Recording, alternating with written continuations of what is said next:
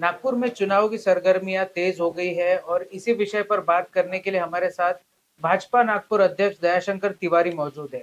ये चुनाव प्रधानमंत्री नरेंद्र मोदी के चेहरे पे, देवेंद्र फडणवीस के चेहरे पे और यूनियन मिनिस्टर नितिन गडकरी के चेहरे पे और दयाशंकर तिवारी जी के चेहरे पे लड़ा जाने वाला है। आइए बात करते हैं कि भाजपा इस चुनाव में क्या क्या रणनीति लेकर जा रही है और क्या जनता से जुड़े हुए मुद्दे हैं जिनको लेकर भाजपा इस चुनावी मैदान में उतर रही है। सर बहुत बहुत शुक्रिया वक्त देने के लिए। सर सबसे पहले ये बताइए कि 2017 के बाद नागपुर में इलेक्शंस होने जा रहे हैं। इस चुनाव में क्या रणनीति है बीजेपी और क्या मुद्दे उठा रही है? भारतीय जनता पार्टी मुख्य रूप से अपने विकास कार्यों के आधार पर ही जनता के बीच में जाएगी। भारतीय जनता पार्टी का स्पष्ट कहना है, विकास हमारे लिए घोषणा नहीं, विकास यह हमारी कार्य की संस्कृति है। हमने जिन कामों की घोषणा नहीं की उन कार्यों को भी हमने किया है। अर्थात घोषणा पत्र हमारे लिए मायने नहीं रखता। दैनंदिन जीवन में आने वाली प्रत्येक समस्या को हम रिकॉग्नाइज करके उसका निवारण करने की दिशा में विकास के रूप में काम करते हैं। माननीय नितिन जी के नेतृत्व में, माननीय देवेंद्र जी के नेतृत्व में, साथ ही साथ में नागपुर महानगर पालिका में जो इतने वर्षों में हमारे इतने सारे महापौर हुए हैं, सबके नेतृत्व में जनता से जुड़ी हुई अनेक समस्याओं का निराकरण करने की दिशा में हमने काम किया है और इन्हीं विकास कार्यों के आधार पर हम लोग मतदान मांगे हैं। हम लोग देख रहे हैं सर कि किस तरीके से पानी का मुद्दा बहुत बड़ा मुद्दा बनते जा रहा है। लोगों के घर में साफ पानी नहीं आ रहा। उसके लिए बीजेपी की क्या रणनीति है और क्या रोड मैप है? अगर आप पुरातन काल की व्यवस्था देखेंगे और वर्तमान की व्यवस्था देखेंगे तो आपको जमीन आसमान का अंतर दिखाई देगा। हमने बहुत बड़े प्रमाण में शहर की पानी की लाइन को नूतनीकरण किया है, नई लाइन डाली है। हमारी जो पुरानी कास्ट आयरन की लाइन थी उसकी जगह पर हमने नई पाइपलाइन डाली है और जिसके कारण गंदे पानी की समस्या का बहुत बड़े प्रमाण में निराकरण हुआ है। एक मुख्य अड़चन जहाँ गंदे पानी की आती है वहाँ यही आती है कि अगर कोई व्यक्ति इलीगल कनेक्शन ले लेता है और इलीगल कनेक्शन लेते समय उसका कनेक्शन अगर कहीं सीवरेज के बीच में से चले जाता है तो वहाँ से वाटर कंटेमिनेशन का काम शुरू होता है और वो अनअसेस होता है, कारण वो इलीगल होता है, इसलिए ये अड़चन आती है। इसलिए जितने भी पुराने कनेक्शन पुरानी लाइनों से जुड़े हुए थे उन लाइनों के पुराने कनेक्शनों को डिस्कनेक्ट करके हम उस दिशा में काम कर रहे हैं। और ये मैक्सिमम ऐसी अड़चन अगर कहीं आती है तो कंजेस्टेड एरिया में आती है। उस कंजेस्टेड एरिया में भी उसका निराकरण करने की दिशा में तेजी से काम चालू है। समता नगर की महाड़ा कॉलोनी में, नारा के पास में जो महाड़ा कॉलोनी है, वहां पे हमने देखा कि वो लोग एक बड़ा आंदोलन लेके एनएमसी पहुंचे थे क्योंकि वहां पे सीवर लाइन पूरी चौक थी, वहां पे दलदल बना हुआ था।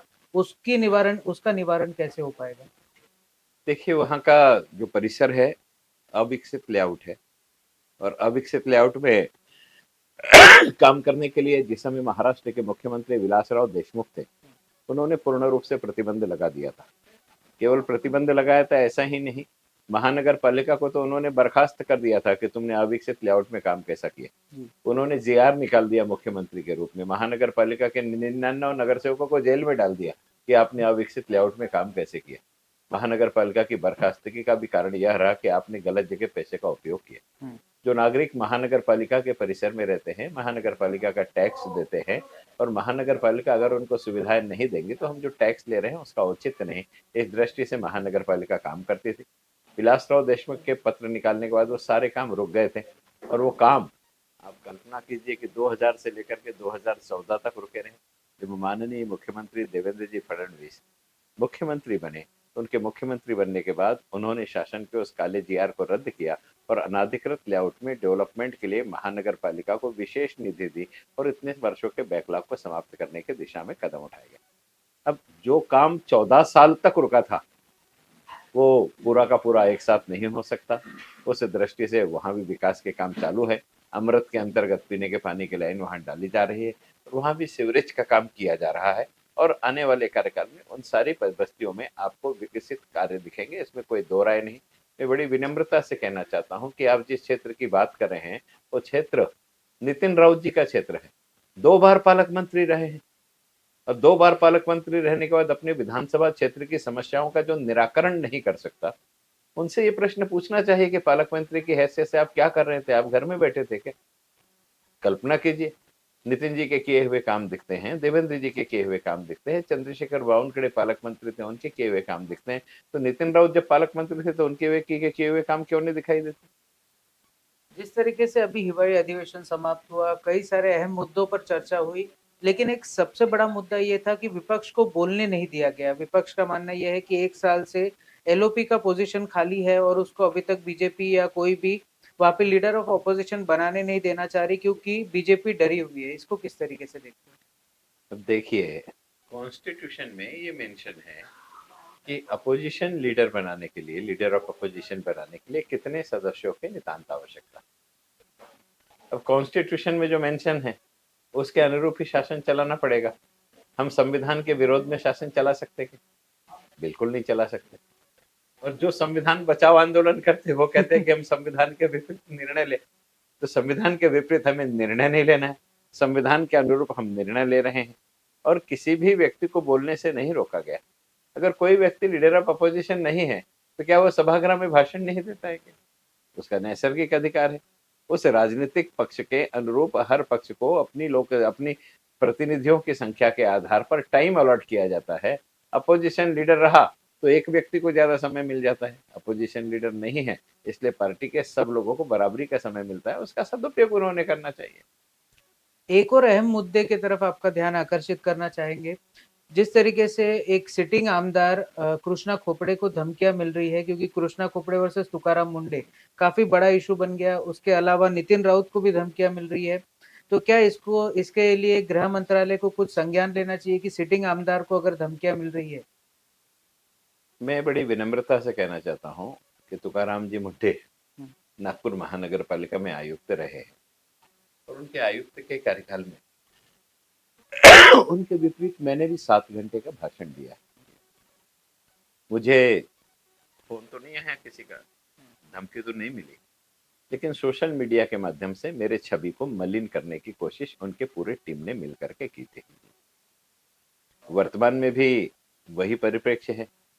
विरोध में बोलने वाले को समाप्त करने की दिशा में कदम उठाना, उस दिशा में अगर कोई कार्य कर रहा है तो कहीं ना कहीं लोकतांत्रिक पद्धति के विपरीत है।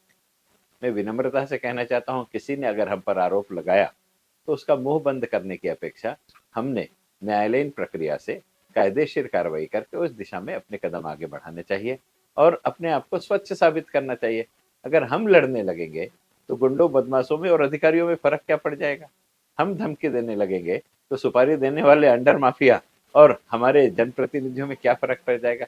इस दृष्टि से तुकाराम मुंडे जी के प्रकरण में भी तुकाराम मुंडे ने विनम्रता से अपनी बात सामने रखनी चाहिए थी, प्रेस के माध्यम से सामने रखनी चाहिए थी, प्रशासनिक माध्यम से उसकी जांच करवा के परिपूर्ण निष्कर्ष पर पहुंचना चाहिए था, ना कि किसी को गाली देना चाहिए था, ना किसी को धमकी देनी चाहिए थी। ऐसा मुझे व्यक्तिगत तौर पे लगता है। हमने देखा है कि आप जनता से जुड़े हुए नेता हैं। आप जब भी हम आपको मिलते हैं, आप जनता के बीच में रहना ज़्यादा पसंद करते हैं। अभी आप नागपुर भाजपा अध्यक्ष हैं, आपके सर पे चुनाव की इतनी बड़ी ज़िम्मेदारी है। किस तरीके से दोनों चीज़ों को बैलेंस करते हैं, जनता से जुड़ाव और साथ ही साथ इलेक्शंस? देखिए, भारतीय जनता पार्टी एक राजनीतिक पक्ष है और राजनीतिक पक्ष का अध्यक्ष शायद मुझे इसलिए बनाया गया कि मैं जनता के बीच में रहना पसंद करता हूँ। इसलिए ये 2 in 1 है। पुराने जमाने में टेप रिकॉर्डर चलता था और रेडियो चलता था, दोनों अलग अलग चलते थे। जी। बाद में दोनों को एक साथ चालू कर दिया तो 2 in 1 हो गया। वैसे ही कॉम्बो है ये कि मेरे दोनों काम एक साथ हो जाते हैं। मैं जब मिलता हूँ तो पहले जनप्रतिनिधि के रूप में मिलता था, अब जनप्रतिनिधि के साथ साथ मैं भारतीय जनता पार्टी के अध्यक्ष के रूप में भी मिलता हूँ। तो सामने वाले को भी 2 आदमी से मिलने का मौका मिल जाता है और मैं भी दोनों पदों का उपयोग करके जनसंपर्क को और प्रगाढ़ करने की कोशिश करता हूँ। सर, इसमें आपके विपक्ष कुछ आरोप लगाते हैं कि दयाशंकर तिवारी जब प्रेसिडेंट नहीं थे तब उनका बर्ताव अलग था और अभी वो जब अध्यक्ष बन गए तो उनका बर्ताव अलग है। ना फोन उठाते हैं, ना उनसे कोई बातचीत हो पाती है, ना कई बार उनसे जब मिलने भी जाए तो टाइम नहीं मिल पाता। तो इसे कैसे देखते हैं? आप अपना अनुभव बताइए। नहीं, मेरे लिए तो जैसा मैं कॉल करता हूँ वैसे ही होता है। मेरे स्वभाव में है कि अगर मुझे कोई कॉल आया और मैं अटेंड नहीं कर पाया तो मिस कॉल पे भी फोन करके मैं बात करता हूँ। जी। किसी भी व्यक्ति के कॉल को आपने उठाया, उससे ज्यादा वो आपको तब याद करता है जब उसके मिस कॉल को भी आप अटेंड करें। तो इस दृष्टि से मेरा स्वभाव है, मेरे पास अगर कोई अननोन नंबर भी आया है तो मैं उसको कॉल करके रिकॉल करके उससे बात करता हूँ।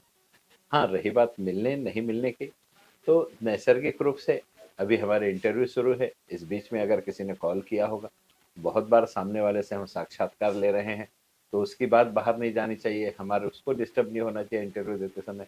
इसलिए गत एक दिन में अगर इस प्रकार की कोई अड़चन हुई होगी, तो एक दिन के बारे में मैं कहना चाहता हूँ कि अगर किसी को मेरे कारण एक दिन के कारण तकलीफ हुई है, और ये 20 तारीख तक ये स्थिति रहेगी कि हमारे साक्षात्कार शुरू है, बीच में किसी प्रकार से जो साक्षात्कार दे रहा है उसको भी डिस्टर्ब नहीं करना है, और मैं फोन चालू करूं और उसके बाद बाहर जाए, ये कहीं ना कहीं नैतिकता के विपरीत है। इस दृष्टि से 20 तारीख तक के व्यत्यय हो सकता है, लेकिन उसके बाद ये शिकायतें नहीं रहेगी।